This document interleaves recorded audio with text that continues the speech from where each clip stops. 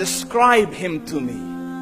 And Muslims, look at the description of your Rasool. And for some, this would be the first time you hear what your Prophet looked like. I saw a man of striking appearance. ظاهر الوضاء أبلج الوجه, radiant face, حسن الخلق, beautifully created. لم تعبه الثجلة, his belly wasn't protruding. ولم تزر به السعلة, nor was his head disproportionate and small. وسيم قسيم, proportionate and delicate, finely made, a specimen of a creation. في عينيه دعج, in his eyes there was a contrast. The dark was immensely dark, the white was excessively white. وفي أشفاره وطف, and his eyelashes were long. وفي صوته صهل, and in his voice was a natural echo. وفي عنقه سطع, and his neck was elegantly long. وفي لحيته كثاثة, his beard was full and thick. أزج أقرن, his eyebrows were arched, but they were not joined. It was separated. In summit فعليه الوقار, when he was silent, dignity covered him.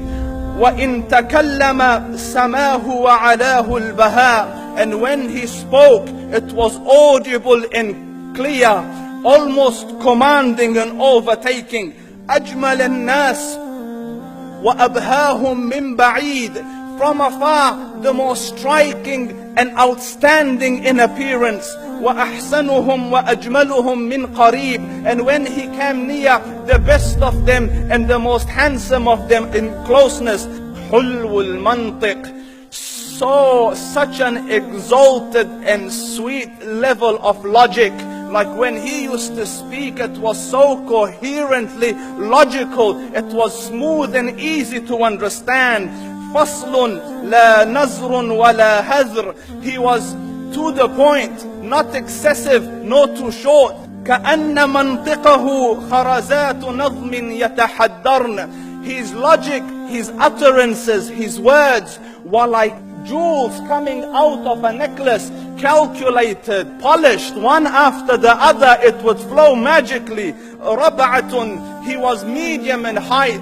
Your eye didn't have to strain to look up at him, nor was it tedious to look down at him. He was a comfortable sight to look at. له رفقاء يحفون به, he had friends, the people that were with him, they were working around him to try to serve and protect him.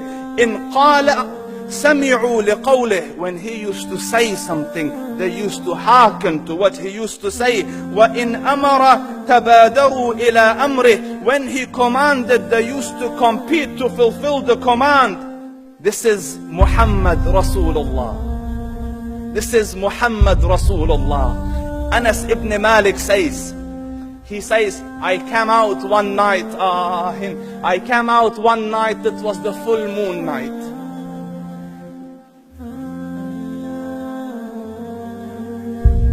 And I looked at the moon, and in the desert, understand, the moon is an awesome sight. It is smooth, it is radiant, it is clear, it is gentle compared to the scorching sun at which they are used to. So the moon was the epitome of beauty. So he says, I came out at a full moon night and I looked at the moon and I saw it beautiful, handsome. So I said, let me go see if the moon is more handsome or my Prophet is more handsome. Let me see if that is more beautiful or the Prophet is more beautiful. So I went and I saw him standing afar. So I looked at his face and I looked at the moon, and I looked at his face, and I looked at the moon, and I looked at his face, and I looked at the moon, and he said, Wallahi, he was more handsome than the moon in its entirety. That is just the look of your Rasool. Aisha radiyallahu anha says, I was sewing with the needle, my needle dropped in the dark, I couldn't find it. I said, Ya Rasool, I can't find it. He moved his face close, and I swear, out of the radiance of his face, I found my needle. And the Prophet sallallahu alaihi wasallam was mind-bogglingly handsome, but his handsomeness was covered with waqar and jalal and hayba. The Sahaba say, when we used to sit at his feet, two feelings conflicting would come on the heart. The first one, you wanted to look at him. You wanted to behold the majesty of his face. And when you wanted to look up, shyness used to overtake you, so you used to look down. Amr ibn al-As says, I sat with him many times, but if you ask me to describe his face, I can't describe it. I wouldn't be able to look up to him ijlalan wa ta'zeeman. I couldn't look up at him. And that is why he didn't have the problems that Yusuf alayhi salam had. Because it was difficult to penetrate the awe and the splendor of the Rasul.